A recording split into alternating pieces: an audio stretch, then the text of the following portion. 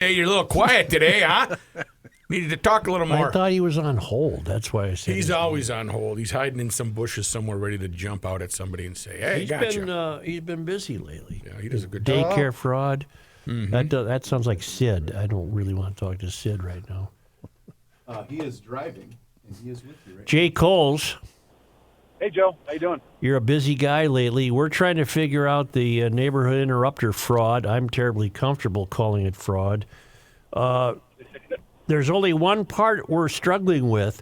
Why would Robin Wansley want the payments to be dispersed from Hennepin County as opposed to the city? Well, when I interviewed Sunday night, I interviewed a woman by the name of Luana Nelson-Brown. Right, we just played that. We just played that whole interview. Oh, okay. Okay, I didn't know that. All right, so she had resigned, and I've been trying to track her down for an interview. Got an interview with her, and she went on the record. And it's her opinion, based on the pressure she was getting from Robin Wansley, that when there were three groups in particular that haven't been named publicly yet, that Robin apparently was lobbying harder than usual, and was upset that they didn't get contracts renewed for 2025. Mm-hmm. And so it is the belief of Luana Nelson-Brown and, by the way, the commissioner of the Office of Community Safety, Todrick Barnett, who's the former chief judge of Hennepin County. Mm-hmm. It's their opinion that Wansley is trying to circumvent the bid process, and by doing that, she's getting people on the council who support her to redirect $1.2 million to Hennepin County's gang violence initiative. And the belief is Wansley has connections over there at Hennepin County that will help direct that money to the three groups who did not get renewed in 2025. Now, Wansley is denying all of this and says they have a rigorous RFP process in Hennepin County, and even if I wanted to give it to people I knew, I couldn't do that. So that's kind of where it stands. The accusation is Wansley's not happy that three groups that she's close with didn't get the money. She redirects the money with help from other council members to Hennepin County, which would then allow Hennepin County to give that money to the groups Wansley prefers. It sounds to me like the contracts were not awarded because the three groups failed to do anything that reasonably approximates business. They didn't submit correct bills. They didn't offer receipts. They provide no evidence of what they're up to. So it's further speculating on my part that despite Wansley's denial, she must think that somebody in Hennepin County is going to accept that casual attitude and still disperse the money. That is the accusations being leveled from Nelson Brown and from Commissioner Barnett. That's exactly what they have said on the record is happening. Well, you can see why I began this conversation by saying I'm terribly comfortable calling this yet another fraud. Yeah, I understand. Yeah, no, you're in a little different position than me. You understand? No, I know that. that. I know that. So, Jay, my question is, so you saw, obviously, I'm guessing what led to your interview is Wansley's editorial she had last week or Saturday. Is that what led to her coming out? No, what had happened was, Kenny, as she mentions in the story that I did Sunday, she resigned around late somewhere in the third week of January. Yeah. And I had heard what was going on, that she was getting a lot of pressure.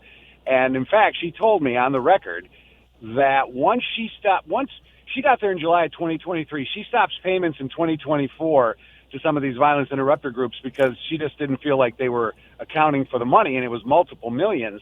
And when she stopped the payments in 2024, she told me she started to get a lot of threatening messages.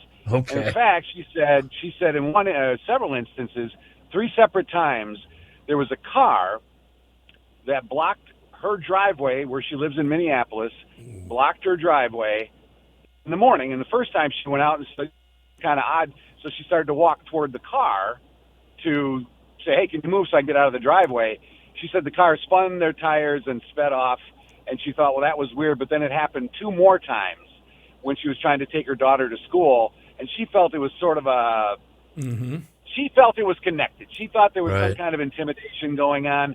could anybody prove it? But that's what she felt. And things got so bad that she had to take 8 weeks from work to kind of, or excuse me, 6 weeks from work to collect herself because she started to feel a little fearful of what was happening. So, and okay, then my next question is, when Wansley says GVI has been severely mismanaged, what she's actually saying is Nelson-Brown has been withholding money because she can't figure out where it's going, et cetera, right? That's exactly. So Wansley is accusing Nelson-Brown of mismanagement. Right, got it. And Nelson-Brown, Luana, is saying, wait a minute, what do you mean? I'm the one who said we can't do business like this. You can't take $500,000 if you're a violence interrupter group and not account for how you spent it. You just can't do it. I wrote it down on a napkin. So I think Nelson-Brown and Todd Barnett, her commissioner, when I did the story Sunday night, came to her defense. He gave me a statement Sunday night. I believe, based on what Commissioner Barnett has said, to back up Luana Brown, that she was actually trying to do the right thing in terms of bookkeeping, right? Basic bookkeeping. Yes. And everything went to hell in a handbasket for her. And she said in the interview, as you heard, it was just too much. She said she had to leave. She couldn't take the humiliation and embarrassment anymore. And I think, I based on everything I saw and have heard over the last year and a half, Luana Nelson-Brown was doing a good job trying to do the right thing, and almost kind of in a way, you could say, got forced out of that position simply because she said, I want people to follow good accounting practices because this is the public's money. I know you guys would agree. Most people would agree. That seems logical and reasonable, right? But Jay, if Brown is aware of that and Barnett is aware of it, wouldn't that mean sharper eyes from here on out are on this pile of money and it's not going to be dispersed without the correct bookkeeping? Correct. In fact, the reason so another thing Luana Nelson-Brown did, Joe, she stops the payments in 2024. She and Commissioner Barnett set up a whole brand new template for RFPs, which is the bidding process. What's RFP stand for? Request for proposal. Yeah. Okay. And so it's simply a form you fill out and you're bidding against others, and you fill out an application is what it is, right? Yep. But what they did was they decided to score these groups that were applying. So in other words, you submit your application, you submit your resume, all your past accomplishments, and you are graded. They gave them scores. Mm-hmm. And 3 of these groups, it's my understanding, 3 groups who've always received the GVI and violence interrupter money scored too low.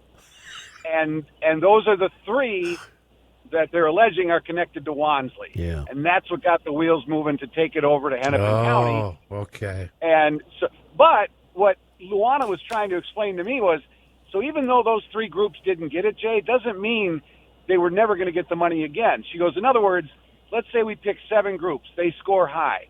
Now we're in negotiations with those 7 groups, and we don't name them publicly till we have a signed contract. Now, if we get in contract talks and say 2 of those 7 pull out and say they don't like the rigorous parameters, we then go to the next group in line with the next score. Right. So Luana was a little surprised that everybody reacted the way they did when it wasn't even a finished process yet. Yeah. Jay, I appreciate it. Good work. Thank you. Thank you. See you, Brosky. Yeah. See you. Okay. All right. Bye, guys. Bye. Well, it's terribly evident what this is. Sure seems like it. It's just terribly evident this is more crooked. It's a grift. Grifting with the taxpayer money. Yep. Do you have any bio on Robin Wansley? I do have a bio on Robin Wansley. She was born in Chicago, grew up in the South Side. She attended Carleton College. Carleton on a Passe Foundation scholar and graduated in 2013 with a BA in Women's and Gender Studies. You can't flunk that.